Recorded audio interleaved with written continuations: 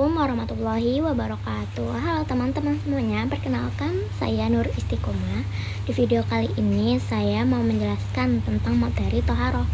Nah, sebelum mulai saya mau tanya dulu nih, pernah nggak sih kalian tuh kepikiran kenapa sebelum sholat kita harus wudu dulu?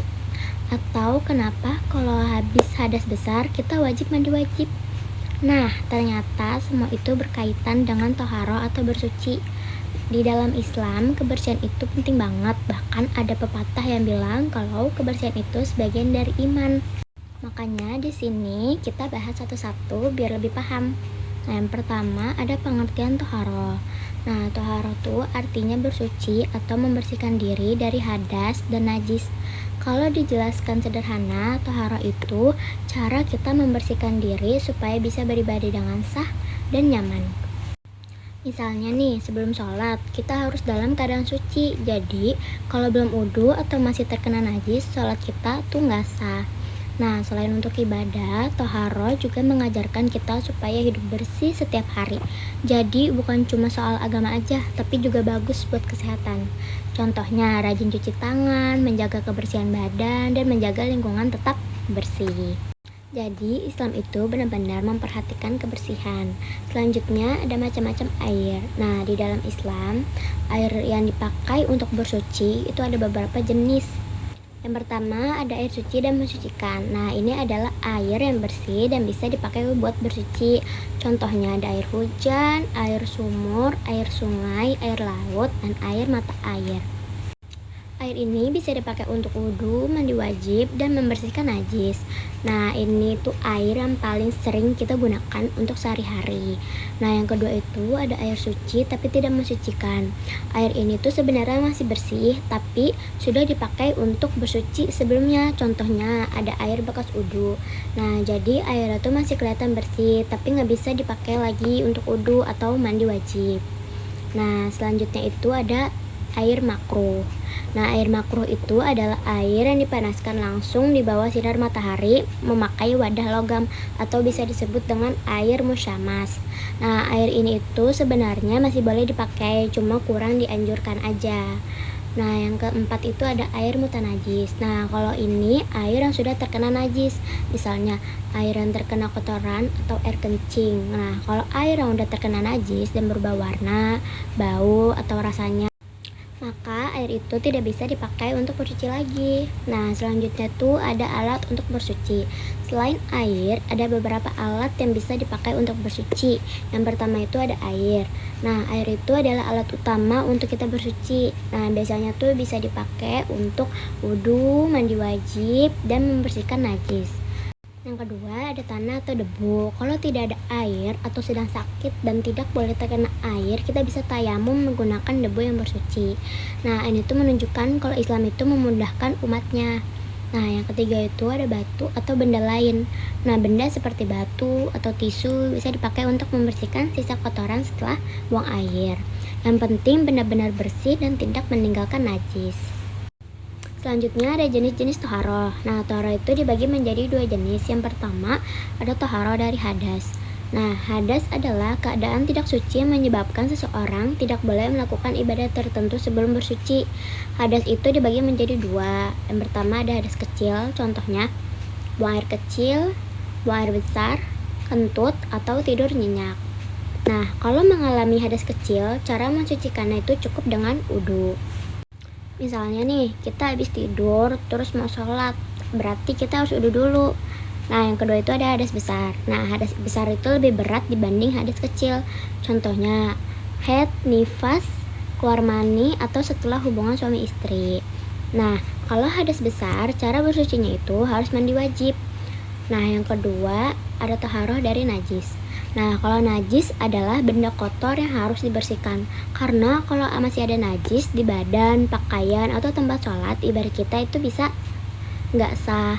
Jadi penting banget buat memastikan semuanya itu bersih. Nah, selanjutnya itu ada macam-macam najis. Nah, najis dibagi menjadi 3 macam. Yang pertama ada najis mughaladzah. Nah, ini adalah najis berat. Contohnya itu ada jilatan anjing atau babi. Nah, cara membersihkannya itu harus dicuci 7 kali dan salah satunya itu menggunakan tanah atau debu. Nah, yang kedua itu najis mutawasito. Ini tuh najis sedang dan paling sering ditemui sehari-hari. Contohnya tuh ada darah, air kencing, atau kotoran hewan kayak ayam, burung. Nah, cara membersihkannya itu cukup dicuci sampai hilang warna, bau, dan rasanya. Nah, selanjutnya itu yang ketiga ada najis mukhaffafa. Nah, ini tuh najis ringan, contohnya air kencing bayi laki-laki yang belum memakan selain ASI. Cara membersihkannya itu cukup dipercikan air. Nah, selanjutnya itu ada wudu. Wudu adalah bersuci menggunakan air sebelum melakukan ibadah seperti sholat. Nah, bagian tubuh yang dibasuh saat wudu itu ada wajah, tangan, kepala atau sebagian kepala dan kaki. Nah, wudu itu bukan cuma membersihkan badan, tetapi juga membuat hati lebih tenang dan segar.